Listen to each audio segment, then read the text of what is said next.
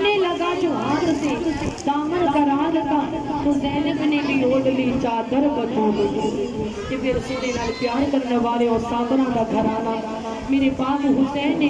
جو تیران دی سیج دے وچ نماز ادا کی تھی اس نماز دی قدر ضرور کرو نماز 5 وقت دی سونا ضرور پڑھیا کرو جو نماز ادا نہیں کرتے اللہ انہاں دے چہرے تو نور نو چھین لیندا ہے انہاں دی اولاد دی عمر وچوں برکت نو اٹھا لیا جاندا ہے جو بے نمازی رہندے نے او قرآن نو جب ضرور پڑھو میرے پاک حسین نے جیڑا میزے دی نوک نے پڑھیا قرآن پاک دی تلاوت ضرور کریا کرو جنہاں گھراں وچ قرآن پاک نہیں پڑھیا جاندا اللہ کریم انہاں گھراں قبرستان دی طرح بنا دیندا ہے قرآن پاک کی تلاوت کرو درود و سلام میرے ہمارے آقا دی ذات سے پڑھیا کرو میرے کملی والے محبوب نے فرمایا جس غلام نے ہر نماز تو بعد میرے تے 10 باری درود ابراہیمی پڑھیا سونے نبی نے فرمایا اس غلام کو اعلان کر دیو دا گھر میرے محل دے نال بنا دیتا جائے گا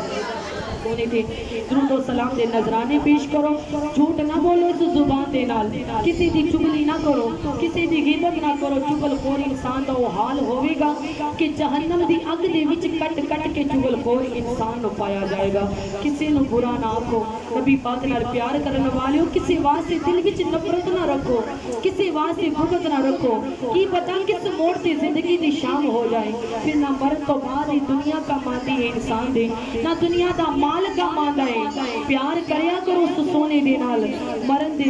تو بعد آمینہ دا لال کا ماندا ہے اچھی امال کا ماندی نہیں یا بولو آمینہ دے لال کا ماندے نہیں تے نبی پاک نال پیار کرنے والے اپنے بڑیاں دا ادب کرو چھوٹیاں نال شفقت کرو اگر آپ تو کوئی بڑا ہے او دا ادب کرو سونے دی سنت دے مطابق اگر کوئی چھوٹا ہے او دی نال شفقت کرو آقا دو عالم دی سنت دے مطابق کسی بڑے دے سامنے